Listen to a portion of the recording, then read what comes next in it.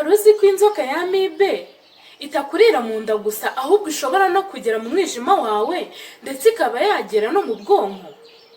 Ikibabaje ariko ntabwo abantu benshi babizi, ndetse nta nubwo bashobora kubona ibimenyetso ngo bamenye neza ko inzoka ya amibe yabarenze.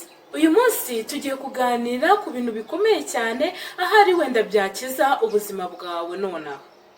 Uyu munsi tugiye kurebera hamwe ibimenyetso by'inzoka ya amibe mu gihe iyo nzoka yakurenze, ndetse turebere hamwe ni ibihe bimenyetso ushobora kubona mu gihe iyo nzoka yageze mu mwijima wawe, ndetse tunarebe ni ibihe bimenyetso ushobora kubona ukamenya neza ko inzoka ya amibe ishobora kuba yarageze mu bwonko bwawe. Ikindi kandi ndaza kubabwira icyo kunywa ushobora gutegura iwawe mu rugo, hanyuma ukabasha kuba wakira iyo nzoka ya amibe, ndetse no mu gihe wakurikije inama z'isuku ndetse n'izindi zitandukanye ukabasha kuba watandukana burundu n'iyo nzoka. Nitwa Bijou.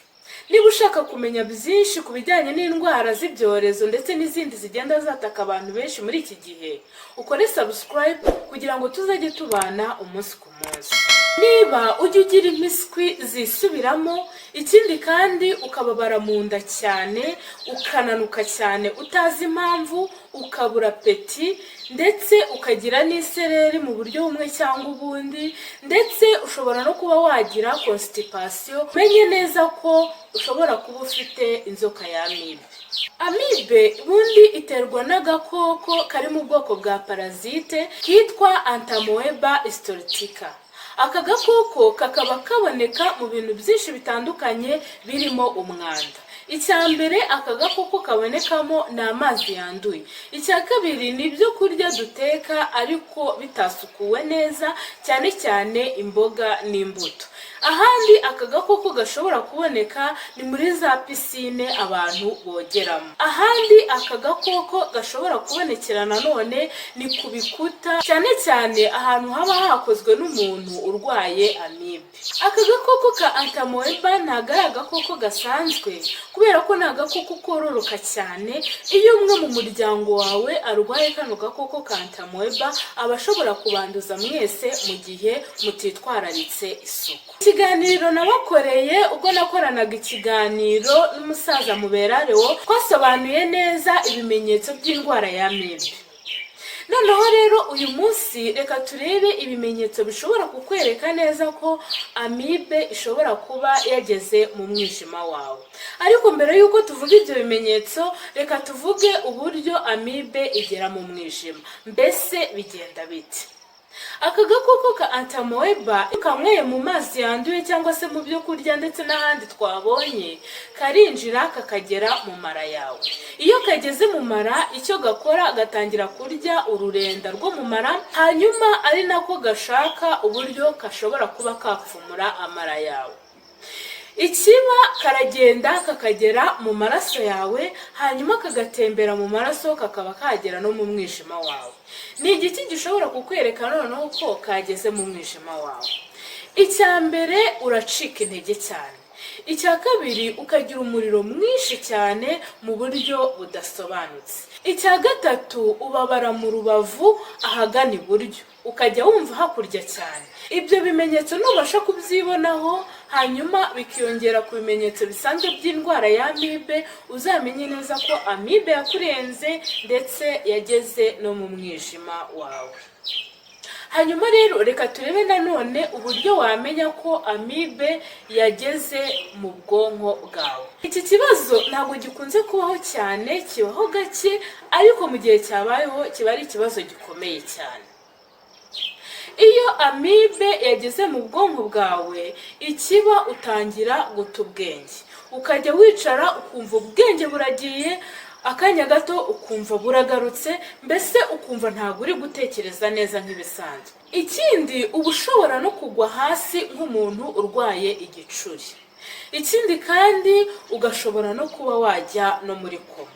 Mu by'ukuri murumva ko indwara ya amibe nubwo abantu benshi batayiha agaciro, ari indwara mbi ishobora kuba yageza umuntu kure ndetse ikaba yamuviramo n'ibibazo bikomeye nk'uko tumaze kubibona. Hanyuma rero ndagushimira wowe tugeze kuri uyu munota tukiri kumwe. Nari nabasezeranije ko ndi bubabwire uburyo wategura icyo kunywa cyagufasha kurwanya kano gakoko ka Entamoeba histolytica. Icya mbere ukeneye tungurusumu. Icya kabiri ukeneye imbuto z'ipapayi. Icya gatatu ukeneye artemisia ariyo bita bambuwa. Icyitonderwa ariko bino byose maze kubabwira ugomba kubikoresha bifite umwimerere wabyo. Dore rero uburyo uzabikoresha. Fata litiro imwe y'amazi uyicanire hanyuma amazi ashye. Namara gushya uyakure ku ziko, ufate akayiko gatoya k'imbuto z'ipapayi ubanze uzisye cyangwa se uzisekure. Nurangiza uzishyire muri ya mazi. Nurangiza ufate impeke 5 za tungurusumu uzirapire muri ya mazi. Nurangiza ufate umukamato w'ibibabi bya bambuwa ugende ubishyire muri ya mazi. Upfundikire iminota 10 hanyuma uyungurure. Ufate agatase gatoya mu gitondo, akandi gatase saa sita, akandi gatase nimugoroba.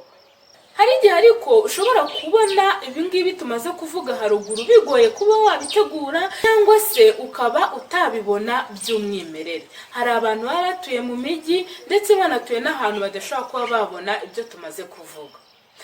Ntimugire ikibazo kuko hari inyunganiramirire ifasha kuri amibe, ifite imbaraga kandi ikagufasha mu minsi 9 gusa. Iyo nyunganiramirire irahari.